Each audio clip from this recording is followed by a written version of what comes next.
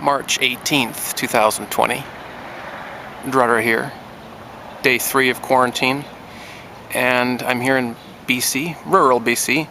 Small town, I guess you could say, in the Okanagan, inland from Vancouver. And this is just a report on what's going on for me. We've been locked down for 3 days now. And it's under varying degrees of lockdown. I think it's somewhere between state of emergency and shelter in place is coming soon apparently, which basically means just stay where you are pretty much. So interesting times for sure. I've never lived through anything like that.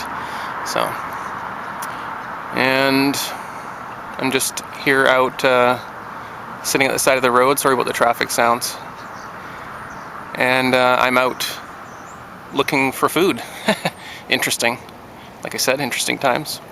But like I said yesterday, I have kind of a fear but courage policy. If it's scary, that's okay.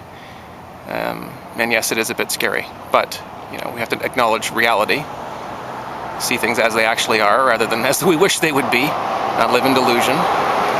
And things are basically locking down, so people are looking for food. And this is a little bit more personal than I normally go into with my videos and things like that. So that's what this series is about. So I don't feel bad about talking about personal stuff.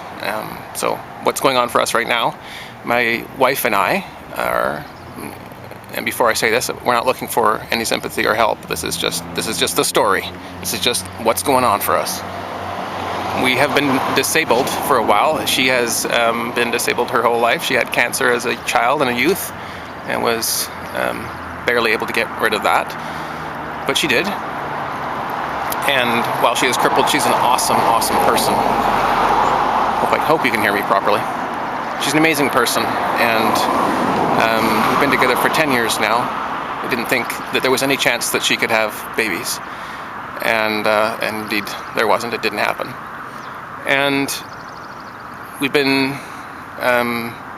just doing the activism thing, being activists, and doing our YouTube and other blogs and vlogs and articles and research papers and so on for years. And last year, after a couple of years of some homeless times and the rough times because of the Vancouver housing crisis and some other issues in my personal life, we found a place and we stabilized, and then she got pregnant. During that time I came down with fibromyalgia, chronic pain, fasciculation syndrome of some kind. It's basically like advanced MS. It just came on all of a sudden though. And I've been told it is probably not MS. So don't exactly have a diagnosis for that. But anyway, so we've been fairly ill the past few years, both of us. She keeps cancer in remission with cannabis, but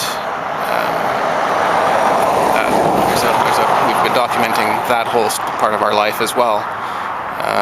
That's a separate story, of course. But today, I'm out because I'm trying to find a little bit of food, because we only tend to have exactly what we need to get through to the next month. We ration exactly. We're paid through disability. It's a very tiny, tiny amount. If you think it's a glamorous lifestyle to live off of just disability, it is not. I don't recommend it unless you absolutely have to, which is the position we were in when we were homeless. And being disabled, we decided to take the disability money, which is due to disabled people in this country. And so that's a whole other issue. It's hard to be an anarchist but also be accepting disability payments. But it is a temporary thing. I am actually actively trying to get healthy so I can work again and do, and I've also been trying to monetize my content online, so maybe I could work that way. But anyway, we're trying to find some food. It's a 5-week month for disability. There's 2 of those per year, just statistically happens. 5 weeks in between payments.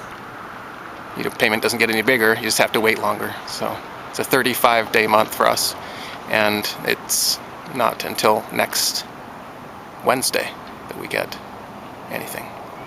So the shelves are bare.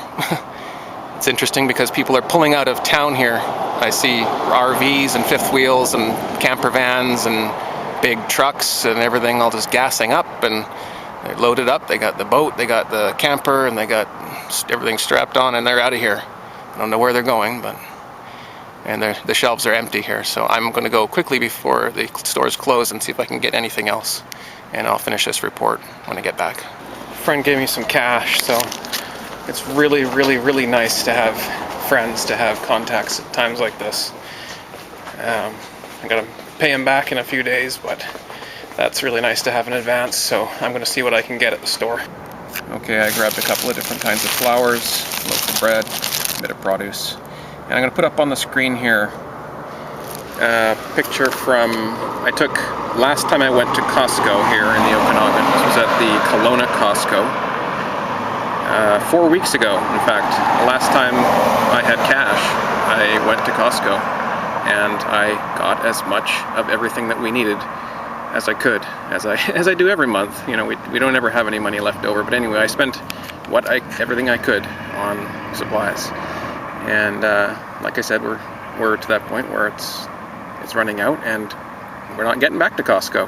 So mental note: Costco's, Walmart's during an economic collapse will empty out first. That's where people go. That's just where people, when they panic, they think Costco, Walmart, big stores. But the disadvantage of a big store is that someone can come along and buy everything they have, because all their inventory is always out on the shelf at all times. At a Costco or a Walmart or those kind of big stores, everything is out and someone can come and buy it, and there is no limits, at least not yet. That's seems to be coming. But that's the disadvantage of those big stores. Someone can come along and buy everything, and that's often what has happened by the time you get there. So unless a new shipment has just come in, a new truck or whatever, and a new reload, then you're sometimes just totally out of luck. And that's what I have found even a week ago when I went to those kind of stores, Superstore and any bigger store that people think of as a stock up kind of store. So I have been to a smaller store, and that's my advice to you. If you're looking for food, if you can't find food, go to the smaller stores, go to natural food stores, go to bulk food stores, those kind of stores. They have like bulk bins and stuff of lots of different flours and rice and all those kind of things, and often they only have so much out at a time. Just that's how the model of the store works. It's because it's usually a smaller store. They can't have everything out. Everything's in the back, so they'll restock each day or each night or whatever. So not everything is depleted all at once, is my point. So try those stores if you're still looking for food. I know I am. And that $40 went a long way. I got a good heavy bag here of food.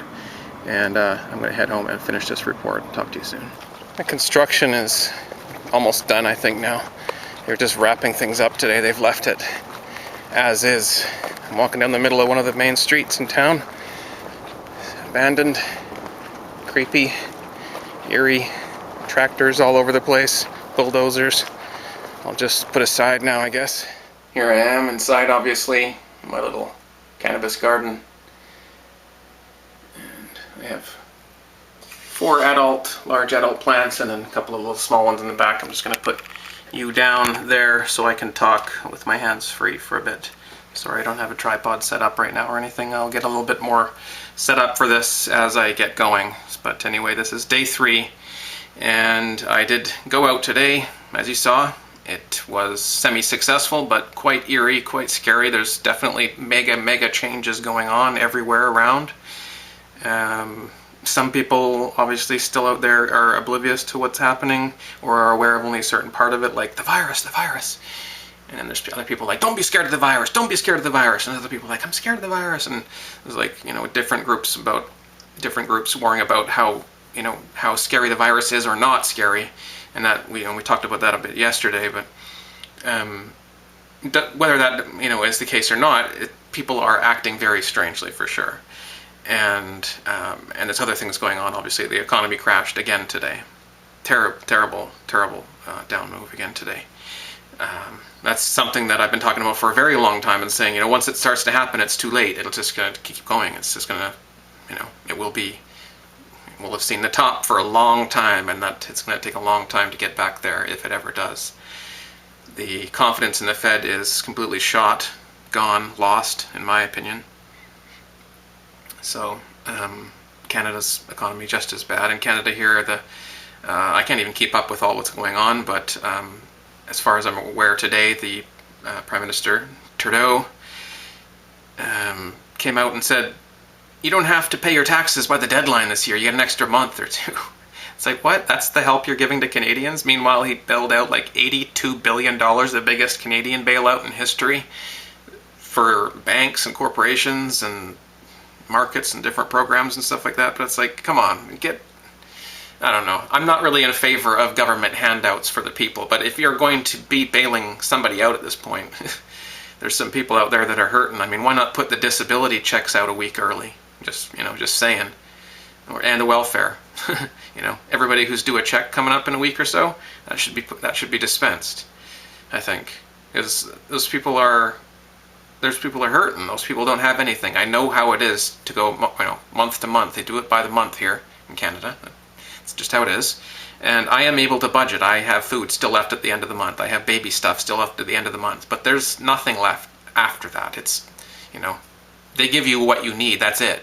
That's how disability works. And, just because we have a baby doesn't mean we get a heck of a lot more. It's a little tiny bit more, but the baby's not cheap. It's not free anymore.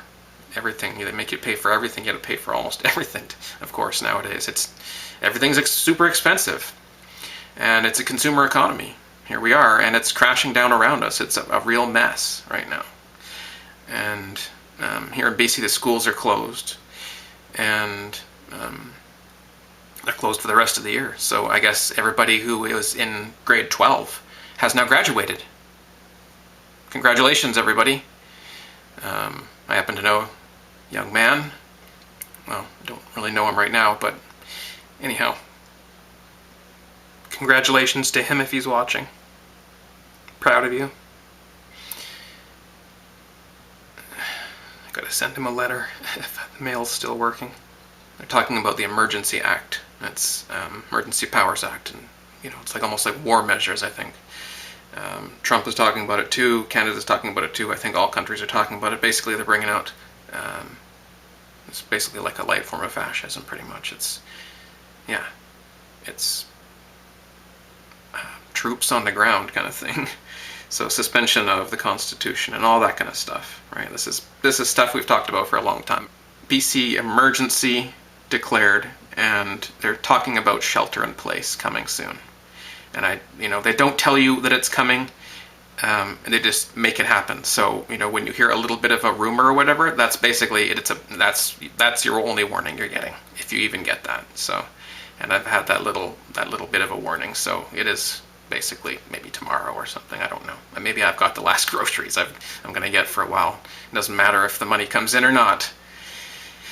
Currency, I should say. Currency for my money and currency people out there. And Amazon order. I have an Amazon order in. They're saying it's going to be months, 2 months, possibly longer, for case of beans, canned tomatoes, some noodles, diapers. So, okay, what if people need that stuff? And it was like, when you paid for it, it was paid for next day delivery. So and then they say, well, extenuating circumstances. It's like, well, what do I have? What do I get next day delivery for if it's not going to really happen? Anyhow, I don't even know where we'll be in 2 months, right? What's going to be happening in 2 months? Because every day is so different. But I think it's important to keep on sharing this information. I try to remain as calm and objective as I can. But just to reiterate, I'm just telling people what's going on here in my part of BC, and specifically in my life. If it's not interesting to you, that's fine. You don't have to watch it, of course. And I'm not asking for help, so if this comes across as me asking for help, I'm not. I'm truly just saying this is how it is for me, and this is what's going on.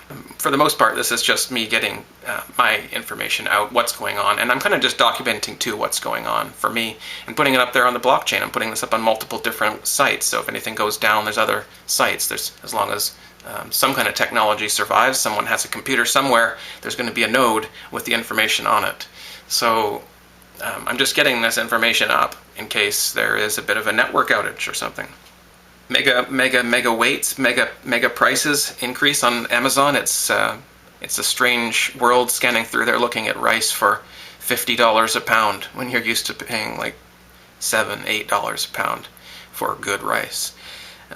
But sometimes you have to pay what you have to pay. The lesson is prepare beforehand. Don't prepare when everyone else is preparing, which is when it's too late. It sounds like stupid advice because, well, duh. But no, I went to the store looking for dirt, looking for worm castings, which is worm poo, that I buy for about $20 a bag. Really good quality stuff, basically sterilized and pure stuff. Really, really high in nutrients, and it's how I grow my plants. That's how this method works, is with worm castings. And there aren't any. I can't find any. I was going to drop $20 on a good bag of that, so I had some medicine here coming in. It comes in very, very slowly, but at least I would have something coming in a few months with another crop, as long as I can get some kind of light and water. But I don't know. I don't know what I'm going to do for that. I guess I'm going to pick up worm castings from the yard and do that, but I'll get there when I get there. And that's it for this vlog. Thank you very much for watching, and please share it with anyone that you think would find it useful. The baby's awake now, so I'm out of here. Talk to you again tomorrow. Stay safe, everybody.